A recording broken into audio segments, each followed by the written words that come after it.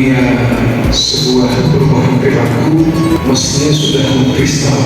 Kalau sebuah kebiasaan 25 hari diulang-ulang dilakukan sebuah kebiasaan, maka memang secara mekanisme sistem dalam tubuh itu terbentuklah sebuah refleks.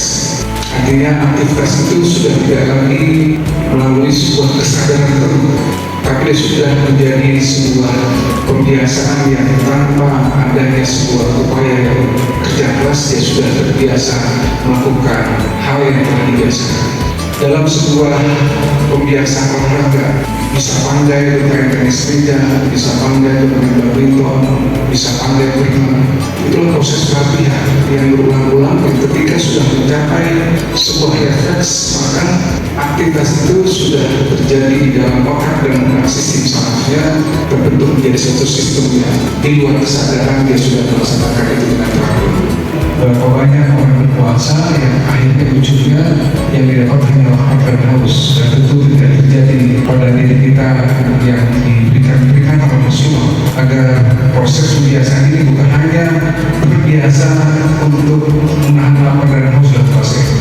Nah, karena itu mari kita coba lihat bagaimana puasa ini setelah melakukan kebiasaan, maka amaliyah-amaliyahnya pun sudah menjadikan ini sebuah amal yang akan diikuti terus setelah selesai bulan Ramadan.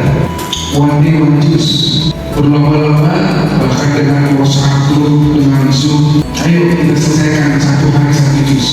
Mungkin nggak bisa seperti itu 2 hari 1 juz dan sebagainya. Silahkan, yang itu menjadi kebiasaan yang tentu tidak berhenti ketika di bulan Ramadan. Karena itu begitu berkaitan dengan tidur, Rasulullah SAW pernah menyampaikan kepada istrinya Aisyah, wahai istriku, sudahkah engkau melaksanakan 4 amalan ini sebelum tidur? Lalu Aisyah bertanya, apa saja Rasulullah 4 amalan ini? Mau nggak kamu sebelum tidur itu kamu bisa hafal Quran?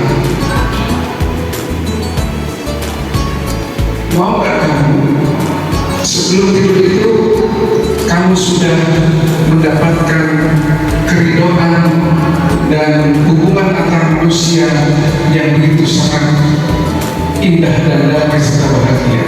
Aisyah bertanya, sederhana sekali apa yang kami katakan akan dilakukan, lalu mendapatkan 4 ganjaran yang begitu luar biasa. Kita berlomba-lomba mengharapkan Quran, kata Nabi, 4 amal ini kalau kamu lakukan, setiap malam kamu bisa mendapatkan pahala Quran. Setiap malam kamu mendapatkan pahala ibadah haji dan umrah. Setiap malam kamu mendapatkan syafaat dan Rasulullah, dan setiap malam kamu sudah mendapatkan hubungan interaksi antara manusia yang begitu dan pada setiap malam. Aisyah bertanya, apa saja semua amalan sederhana ini? Maka sebelum tidur kata Rasulullah, bacalah Al-Ikhlas 3 kali. Al-Ikhlas itu ayat yang tidak asing bagi umat Islam. Qul huwallahu ahad, Allahus samad, lam yalid wa lam yulad wa lam yakul lahu kufuwan ahad. Silakan, yang mengatakan Quran tiap hari baca 1 juz itu bagus. Tapi dengan amalan ini, maka dikatakan baca istriku surah Al-Ikhlas 3 kali, maka itu sama dengan kamu mendapatkan pahala hafal Quran. Astagfirullahaladzim li bagiku, wali walidayya dan bagi kedua orang tuaku, wal muslimin wal muslimat dan bagi semua umat Islam yang laki maupun perempuan, wal mu'min wal mu'minat dan juga orang beriman laki dan perempuan, al ahya'i wal amwat, baik yang masih hidup maupun yang sudah wafat. Lalu bagaimana kemudian untuk dapat syafaat itu semua? Maka baca selawat 3 kali.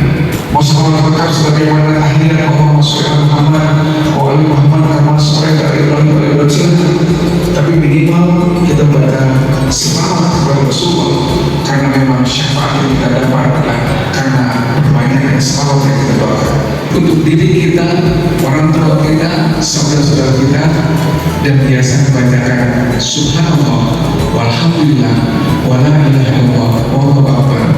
Maka kita mendapatkan sebuah pahala yang nilainya sama dengan menghatamkan Al-Quran, mendapatkan kedamaian pada setiap relasi interaksi dalam kehidupan, mendapatkan syafaat yang tidak akan kelak, dan mendapatkan pahala umroh dan haji yang mungkin di antara kita masih belum punya dana, belum punya anggaran, tapi dengan amal itu Allah katakan kalian bisa melakukan pahala umroh dan haji. Kita biasakan al-ikhlas 3 kali, membaca salam kepada Rasulullah, membaca istighfar, dan membaca subhanallah walhamdulillah wala ilaha illallah wallahu akbar.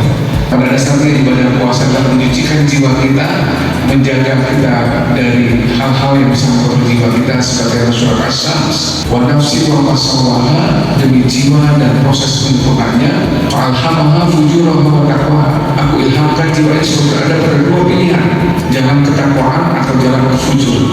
Subhanallah wa bihamdika, asyhadu an la ilaha illa anta, astaghfiruka wa atubu ilaik. Assalamualaikum warahmatullahi wabarakatuh.